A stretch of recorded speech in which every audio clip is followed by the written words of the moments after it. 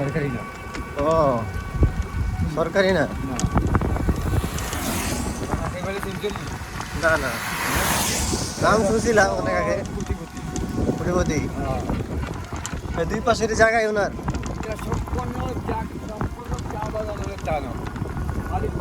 এত টাকা দিয়ে কিনছে কেমনে?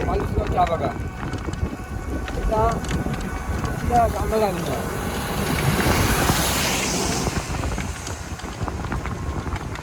ওরা কোনো ছেলে সন্তান নাই,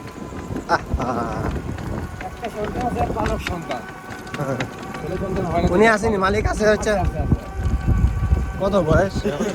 রাখেবেলে মেডিকেল আছে, রাখেবেলে মেডিকেল বন্ধুর আছে আপনার কত বড় মার্কেট। এটা সব তার। 3 নম্বর কুটিপতি তাই সিলেটের মধ্যে। 3 নম্বর কুটিপতি। সরকারের থেকে এইসব জায়গা নিল কেমনি? রাস্তার দুই পাশের জায়গা সরকারি কিতা কইতে হয় না, তার লিজ আনছে। লিজে আনছে। আচ্ছা আপনারে কত জায়গা ওই সময় নিয়েছে আর কি, আর ইয়ে করে নাই। এটা দিয়ে টাকা বানাইতেছে, এটা দিয়ে ইয়ে করতেছে, লিজে ধরে রাখছে। চাকরি করে, যত মানুষ বাঁচতেছে, হ্যাঁ বাগানে কাজ করে করে চা পাতা উঠাবে, গাছ লাগাবে, বাগান পরিষ্কার করবে, কত ধরনের কাজ। হ্যাঁ পানি দেওয়া, পানি দেওয়া, মানুষের অভাব নাই। ওইটা কামে যেতেছে। দিনে কয় টাকা দেয়?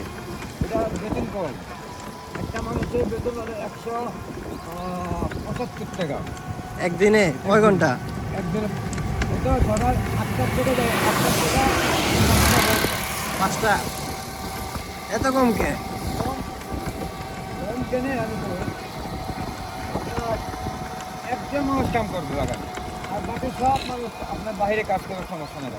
হ্যাঁ একটা ফ্যামিলির মাঝে একজন মানুষ কাম করবে বাগানে, কারণ বাগানে বাড়ির ভিতর সবটা দিয়ে দিচ্ছে, টাকা পর্যন্ত দিয়ে দিচ্ছে। হ্যাঁ আপনার কি লাগে আর? ও ঘর বাড়িও দেয় সবটা সবটা।